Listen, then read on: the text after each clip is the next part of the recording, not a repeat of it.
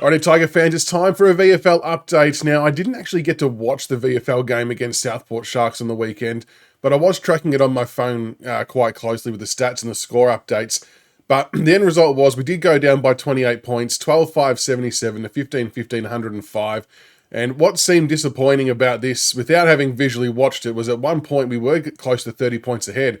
We actually started the game quite well, given some of the plays that we had lost over the last couple of weeks due to various commitments and whatnot. And then, the Sharks just seemed to reel it back in and then hit the front. It was pretty much the second and third quarters is where they got the job done. They kicked away, and I think we only kicked one goal in the third quarter, which wasn't really good enough, wasn't able to capitalise, and the Sharks skipped away and hit a lead, and we couldn't reel it back in. But look, it's a bad timing for a loss given how tight the race is for the finals for the VFL. So hopefully we can get back on track next week. But looking at some of the individual performances stat-wise, Harry Scott again had a big game, 26 disposals, 8 marks, 2 tackles, another 2 hit-outs, 5 clearances and 1 goal too. Jacob Blight, who obviously got dropped from the AFL for the week just gone, went back and again had another big performance, 25 disposals, 16 marks. Now look, as I said, I know I haven't physically watched the game, so I don't know the context in which he got his marks and disposals. I dare say a lot of it was the ball being worked around the back line like usual, but it's amazing how well he dominates VFL level when he goes back there, and I'm not totally sure he deserved to be dropped from the AFL team, to be honest, but here we are, he's playing VFL and getting big numbers again. Lockie Street, 24 touches, 9 marks, 2 marks, 2 tackles, 4 clearances and a goal. Looking for some other AFL listed players. Caleb Smith, 22 disposals, 3 marks, 1 clearance. I know a lot of people like El Nor as well. Surely he ends up on an AFL list at some point in time. 22 disposals, 6 marks, 2 tackles, 1 clearance. Razo, so this one's actually interesting for me because Razo, I know he's not an AFL listed player, but I know he was one we obviously had a lot of interest in, especially from a supporter's perspective anyway. And he's put together another game with a lot of possession. So he had 19 disposals, 1 mark, 4 tackles, 1 clearance. I'm assuming that he was doing the same thing as last week and pushing up higher around the contest, kind of like what Maurice Rioli was doing when he was playing in the VFL. And I think that's a really good go-to thing for Razo, getting involved, because he's a clever player. And if he's able to help set up plays further down the ground, I think that's going to be adding another good string to his bow. And look, I don't know why he didn't get picked up in the mid-season draft. I know that we all wanted him, but I don't know whether we had a spot. Well, we didn't have a spot available, but even if we did, would he have fit in with the smalls that we've got? I'm not so sure. But he'll be another one that I think will get looked at again, whether it's in national draft or mid-season next year.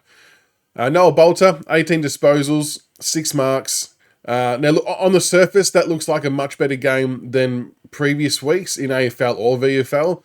Again, I'm not too sure what his attitude was like in this game.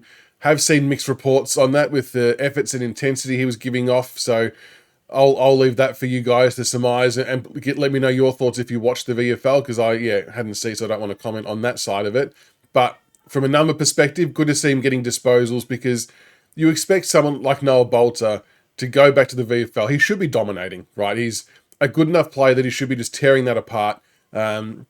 And just waiting for when he can come back in. Obviously, he was down there because of curfew reasons. And as frustrating as it might be for him being in and out of the side, again, we've said it before, it's his own fault, and he needs to still perform at a good level to warrant coming back in. So the numbers suggest it was a reasonably good game. I don't know what the optics say, but keen to hear your thoughts in the comments. Oliver Hayes-Brown. I kept seeing a lot of comments about Hayes-Brown in terms of how good of a game that he had against an established ruckman. 17 disposals, 2 marks, 1 tackle, 33 hitouts, 10 clearances. That's pretty impressive from a numbers perspective. And I've said this before, but I am definitely not against him playing a game later in the year. Nang's done a mountain of work this year, and he's going to get worn out by the end of it, because he's wearing the brunt of the force of opposition ruckman every single week. And maybe it wouldn't hurt to see what a Nank and Hayes-Brown combo look like. Like, we've seen Nank and Sims.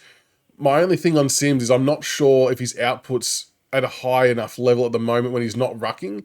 Like, he's not getting to as many contests and being as damaging as maybe what Jonty Fall is, for example. And I feel bad for Sims coming up against the real big guys like Goldstein and Peter Wright on the weekend, for example, who are just so much more physically developed than what he is. And I know it's a good learning for him, and he'll be better for it in the long run.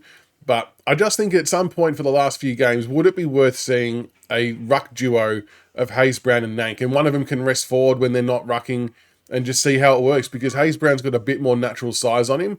And it's just a bit of nice reward for effort, I think. I'm not saying he can take on the number one mantle now, but as a backup ruck, I think we should see what it looks like. But we'll see how that one goes. Other AFL listed players, Josh Gibkus. Oh, sorry, Steely Green. I missed Steely Green. Steely Green had 12 disposals, 6 tackles, 2 clearances, 3 goals. That's a game. That's exactly what we are hoping to see at AFL level from Steely. And I'm actually really pumped for him that he's now hit the scoreboard 2 weeks in a row, because prior to that at AFL level, he was struggling massively to score. And to be fair to him, that's a lot of a byproduct of how poor we've been going with our forward 50 ball movement. And as a lot of people who watch both forms of the game can attest to, the way we play and move the ball at the VFL is a lot different to the AFL, because the quality of play we've got at VFL level is standing out a lot more and is a lot more proficient at VFL level than AFL. So it's a bit easier for the forwards, I think, at VFL currently. They can sort of showcase themselves a bit better. But hopefully Steely Green keeps this up. The 6 tackles as well, that's a great number. And 2 clearances. I mean, I don't know how and where he fits back in. I'm not sure if Sonzi's going to make his way out at some point, with some of the efforts or the lack of going in hard might undo him at some point in time. Morris Jr. I'd be keeping in the seniors. So, I feel like it's just the Sonzi one that he's kind of competing with. But good to see him getting the disposals. Good to see him kicking goals. And that's all you can ask of him, isn't it, really? And Josh Gibkus, he had 7 disposals, 2 marks. Again, obviously didn't see the game, so I can't comment too much on what that all looked like, if they were effective, ineffective, if there were spoils in amongst all of that. But again, good to see him out there, ticking the legs over, getting another game under his belt, no doubt on managed minutes. So we'll probably see him increase the minutes over the next couple of weeks. I'd love to see him squeeze out an AFL game by the end of the season. At the moment now, I know I have said previously I reckon he should play AFL by end of the year. Seeing the output currently, I'm probably not two-faced now if that doesn't happen, because it needs to be at a good enough level where he's not going to get found out. And not to mention that Tyler Young and Ben Miller have done absolutely wonderful against the Bombers, and there's zero reason to try and change that.